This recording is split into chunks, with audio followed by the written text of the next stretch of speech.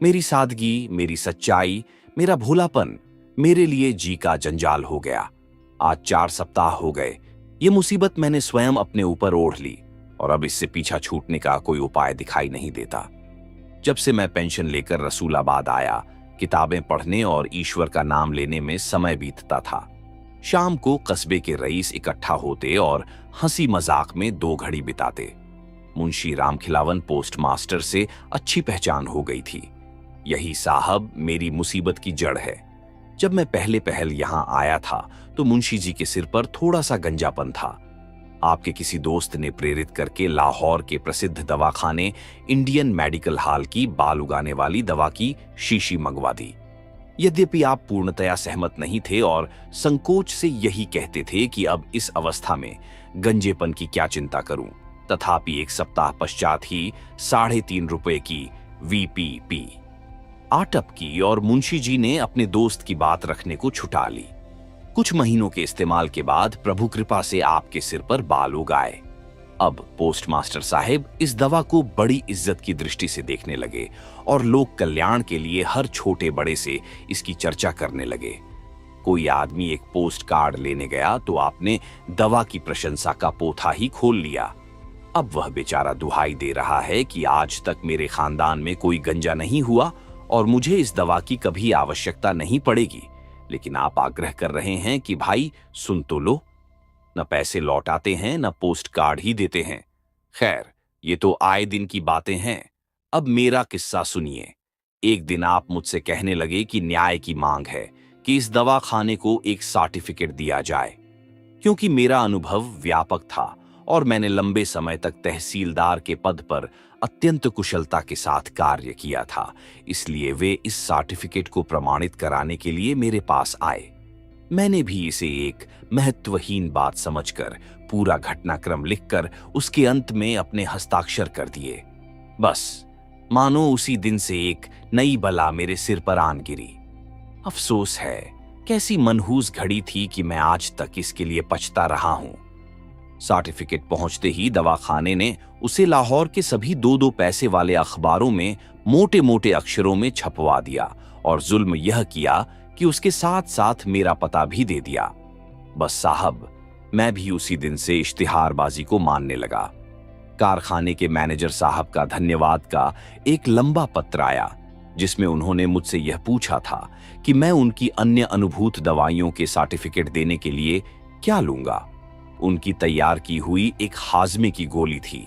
आपने मुझे एक धनराशि भेंट करने का आश्वासन दिया यदि मैं यह लिखकर दे दूं कि मेरे दोस्त का बिल्कुल सड़ा हुआ पेट इससे ठीक हो गया, यदि मैं यह लिख दूं कि उनका मोम का तेल गठिया की रामबाण औषधि है, तो वे मेरे साथ हर प्रकार का व्यवहार करने को तत्पर थे।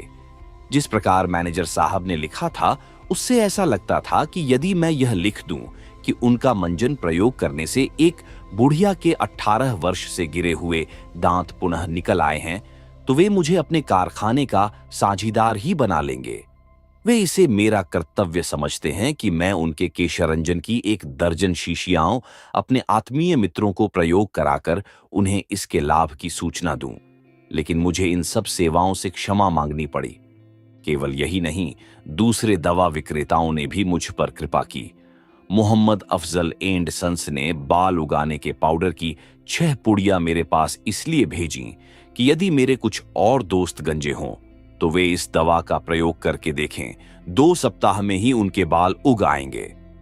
स्वदेशी केमिकल वर्क्स ने रजिस्टर्ड ट्रेडमार्क वाली गोलियां पेड पार्सल के द्वारा भेजी और बहुत अनुरोध किया कि मैं उनका प्रयोग करूं। भगवान न करे, यदि पोस्टमास्टर साहब के बाल फिर कभी गिर जाएं, तो इसके प्रयोग से बिना बरसात की प्रतीक्षा किए बाल पुनः उग आएंगे और फिर कभी नहीं गिरेंगे। इस दावे के प्रमाण स्वरूप 100 रुपए का वांछित पुरस्कार भी लिफाफे में साथ ही भेजा गया था और इसके अतिरिक्त और बहुत से छपे हुए सर्टिफिकेट भी साथ में थे।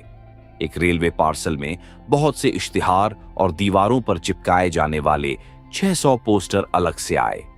इन सब बातों से पता चला कि श्रीमान जी ने मुझे अपना ऑनरेरी एजेंट समझ लिया है। जरा यह उदारता तो देखिए, आपने मेरे माध्यम से जाने वाले ऑर्डर पर उचित कमीशन का भी वादा कर लिया। 50 वर्ष से बालों के संबंध में हर प्रकार का कार्य करने वाली बालजिया कंपनी ने भी अपने तेल की 1 दर्जन नमूने की शीशियां भेजी, जिनसे मेरे दोस्तों के बाल थोड़े समय में ही निकल आए। वैदिक प्रचारक कंपनी जालंधर के एजेंट स्वयं कष्ट उठाकर मुझसे मिलने आए और अपनी दवा की 6 डिब्बियां दे गए कि मेरे दोस्तों तथा परिचितों में जो गंजे शेष रह गए हों, उन पर इस दवा का प्रयोग कर देखा जाए। मतलब यह कि मैं इन कृपाओं से इतना परेशान हुआ कि मैंने लाहौर के दैनिक अखबारों में छपवा दिया कि अब मेरे कोई दोस्त गंजे शेष नहीं रहे और इसलिए अब कोई साहब अपनी मूल्यवान दवाइयां मेरे पास परीक्षा के लिए भेजने का कष्ट न करें। लेकिन इस पर भी मुझे छुटकारा न मिला। वास्तव में जितने प्रकार के पत्र मेरे पास आए, यदि मैं उन सब की नकल करूं तो एक भारी भरकम किताब तैयार हो जाए। मैं विश्वास के साथ कह सकता हूं कि जिस दिन से पोस्टमास्टर साहब के गंजेपन के अनुभव अखबारों में प्रकाशित हुए, तब से इस कस्बे की डाक चौगुनी हो गई है। कन्याकुमारी से लेकर हिमालय तक का कोई भी गंजा न बचा होगा जिसने पोस्टमास्टर साहब के गंजेपन और स्वदेशी मेडिकल हाल की दवा के संबंध में मुझे कम से कम 2 पत्र न लिखे हों। उन हजारों पत्रों से मुझे गंजों का ऐसा अनुभव हुआ है कि यदि किसी समय गंजों पर कमीशन बैठा तो मुझे विश्वास है कि वह मेरी ही अध्यक्षता में बनेगा। एक सज्जन ने बहुत प्रेम प्रदर्शन के पश्चात जिज्ञासा की कि क्या पोस्टमास्टर साहब जन्मजात गंजे थे। दूसरे सज्जन जानना चाहते थे कि क्या उनका गंजापन वंश परंपरा से चला आता था, और यदि ऐसा था तो वह उन्हें दादा या नाना किसकी ओर से उत्तराधिकार में मिला, और यह कि उनके खानदान की महिलाओं में तो गंजापन नहीं होता। एक अंग्रेज डॉक्टर कलकत्ता में बालों के संबंध में प्रयोग कर रहे थे। उन्होंने अंग्रेजी में एक चिट्ठी लिख भेजी जिसमें सिर का एक नक्शा भी बना हुआ था। पोस्टमास्टर साहब के जो बाल गिर गए थे, उस नक्शे में उन्हें पूरे करने का निवेदन था। गंजेपन के स्थान के किनारे पर कितने बाल छोटे होकर रह गए थे, प्रतिदिन कितने बाल गिरा करते थे और कितने बाल बीच से टूटे थे। ये डॉक्टर साहब बालों के संबंध में एक पुस्तिका लिख रहे थे। उसके लिए उन्हें इस प्रकार की जानकारियों की अत्यधिक आवश्यकता थी। यदि मैं उनके उत्तर लिखने का प्रयास करता तो अवश्यंभावी था कि मेरे परिजनों को उपचार हेतु मुझे आगरा के लिए चलता करना पड़ता। जिला झांसी से एक सज्जन ने पूछा कि क्या ये वही मुंशी रामखिलावन हैं जो उनके कस्बे में सन 1899 में पार्सल बाबू थे, उनके भी गंजापन था, और यदि ये वही सज्जन हों तो अभी तक उनके जिम्मे बकाया 15 दिन का मकान का किराया, जो कि ₹1.25 के हिसाब से 10 आने होता है, वसूल करके डाक द्वारा या दस्ती भेज दूं। बनारस से एक सज्जन ने पूछा कि इन मुंशी जी के नाखून भी थे या नहीं। यदि नहीं थे तो बालों के साथ साथ नाखून भी निकले या नहीं। एक पंडित जी ने कृपा पूर्वक लिखा कि जब ईश्वर ने उन्हें बाल नहीं दिए तो उन्हें ईश्वर इच्छा के विरुद्ध बाल उगाने की क्या आवश्यकता थी। आप समझिए कि इन बातों से ईश्वर बहुत रुष्ट होते हैं। दूसरे यह कि गंजा भागवान और पुत्रवान होता है, फिर मेरे दोस्त ने ऐसी गलती क्यों की। तीसरे यह कि अब तो जो हुआ सो हुआ, अब वे इसके प्रायश्चित में प्रत्येक एकादशी को एक निर्धन ब्राह्मण को भोजन करा दिया करें और कभी ऊंट गाड़ी की सवारी न करें।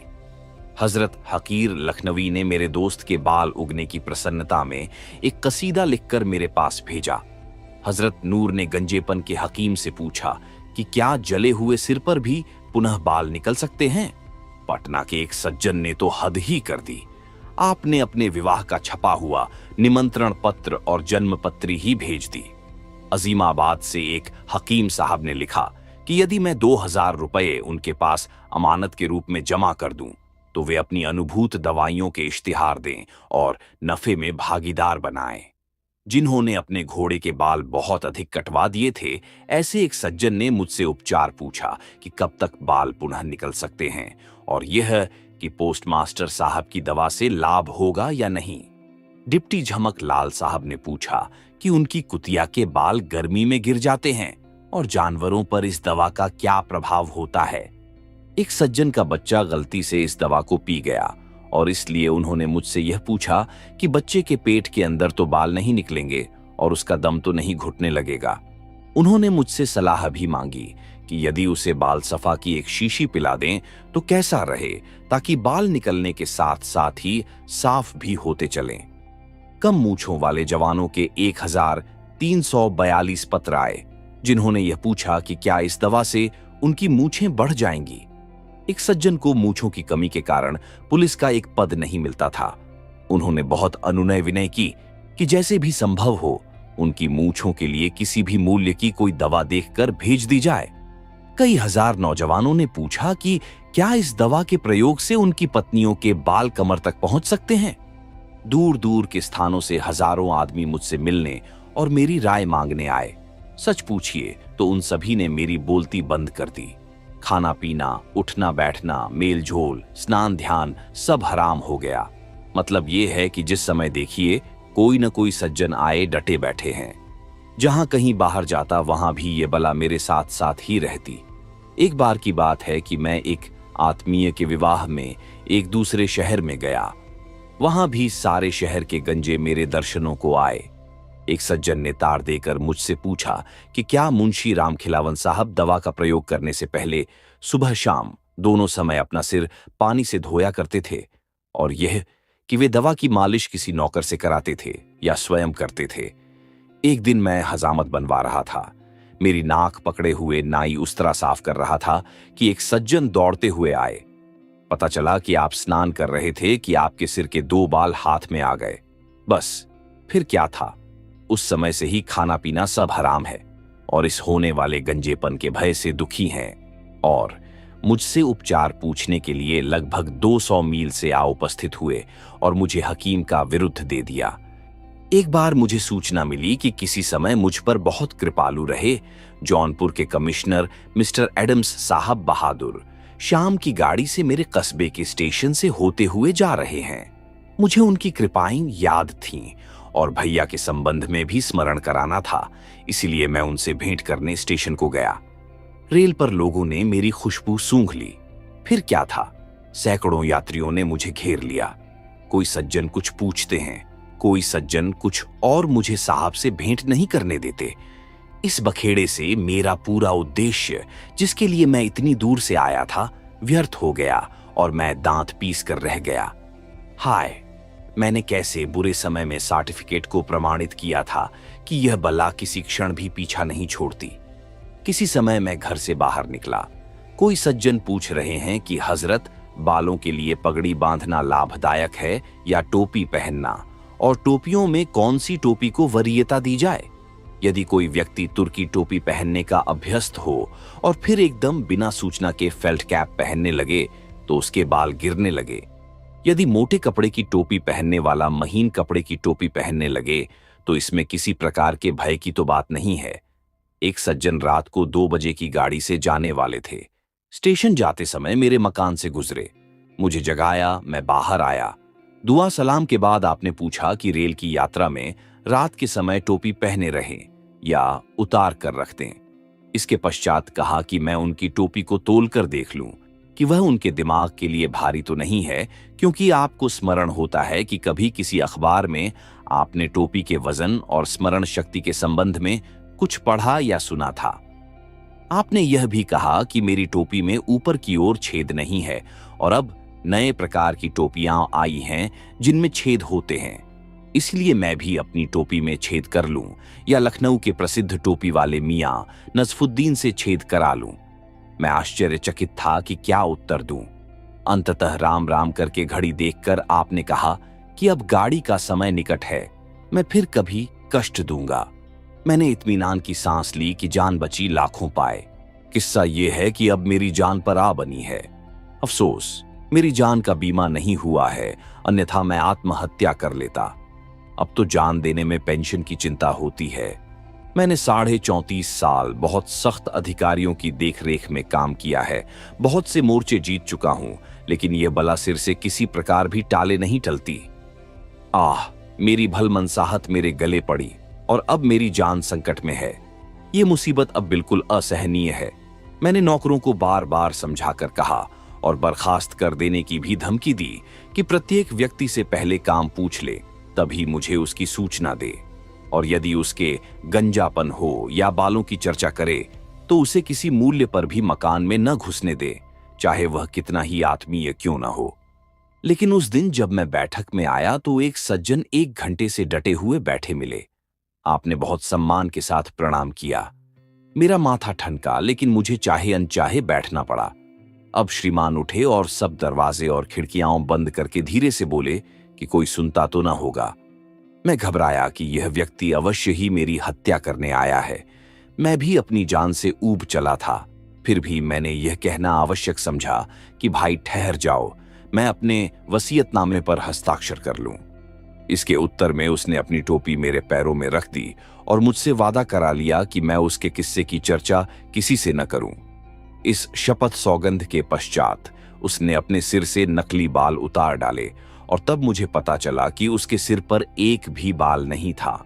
वह कहने लगा कि इन नकली बालों से उसे बहुत कष्ट होता है, लेकिन नौकरी के कारण यह ढोंग बनाया है और उपचार के लिए आपकी सलाह लेने आया हूं।